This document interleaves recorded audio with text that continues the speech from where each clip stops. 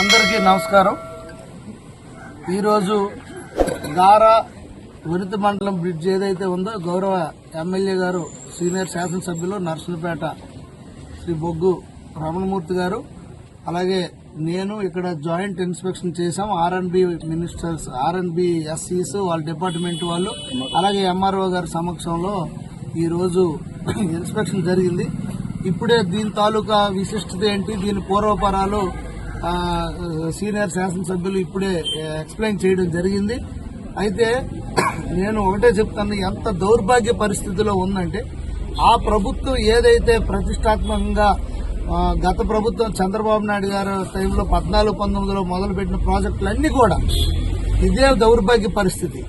కనీసం అప్రోచ్ ఇక్కడ స్థలానికి అప్పట్లోనే అన్ని కేటాయించి నిధులు కూడా సమకూర్చిన తర్వాత కూడా ఆ డిపార్ట్మెంట్లో అకౌంట్స్ లో డబ్బులు కూడా పంపించకుండా ఎక్కడ వేసిన గొంగలి అక్కడే గత 5 సంవత్సరాలుగా కనీసం బాధ్యత లేకుండా చేస్తే మొన్న ఈఎన్సీ గారి దగ్గరికి గౌరవ ఎమ్మెల్యే గారు వెళ్ళి అక్కడ మాట్లాడిన వెంటనే నాకు అక్కడ నుండి ఫోన్ చేశారు.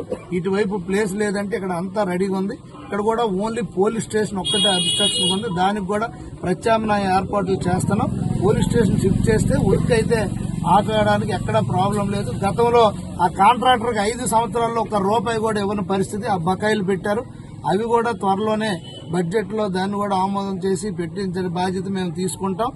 అలాగే ఏదైతే దీనికి ఇది ఒక్కటే కాదు, ఈవెన్ సింగపురం దగ్గర కస్తూర్బా స్కూల్ ఎదురుగా నర్సింగ్ కాలేజ్ ఉంది, అది ఎక్కడేసింది అక్కడే ఉంది. మిర్తిపట్టి ఎక్కడేసింది అక్కడే ఉంది. ఎస్టీపీ ప్లాంట్ మున్సిపాలిటీలు ఎక్కడేసింది అక్కడే ఉంది. ఇక్కడ సాలివండం ఎత్తిపోతల పథకం అంబల వలస పెట్టాం, అది మేము కొట్టిన రాయి అలాగే ఉంది. ఇక్కడ వమ్రవల్లి తోనంగి కలింగపట్నం ఎత్తిపోతల పథకం 85% పనులు అయిపోయి అది ఎక్కడేసింది అక్కడ ఉంది. ఎక్కడ చూసినా ఒక్కటి కూడా పని చేయకుండా ఓన్లీ పనికిమాలిన మాట్లాడి బొకాయించడమే గత ప్రభుత్వం వీళ్ళు చేసిన పరిపాలన. ఎటువంటి అభివృద్ధి పథకాలకి నోచుకోలేని పరిస్థితి.